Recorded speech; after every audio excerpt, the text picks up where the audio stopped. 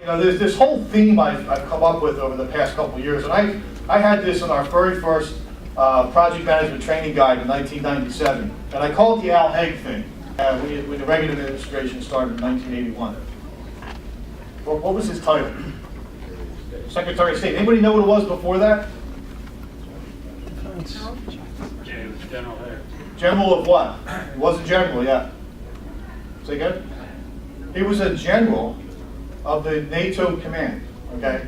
And NATO was kind of left over to hold the Soviets in check, right? So Reagan comes into office and he says, okay, I need somebody who's going to talk instead of go to war. Let me put a general in that spot, right? Loaded 45, safety off in his back pocket. He's the guy who's going to negotiate with you, okay? Just don't get him upset and everything will go fine.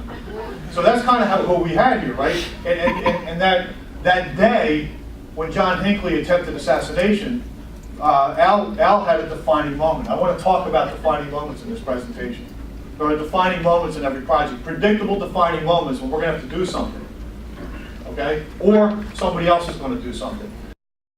Should the president decide he wants to transfer the helm to the vice president, he will do so. As of now, I am in control here.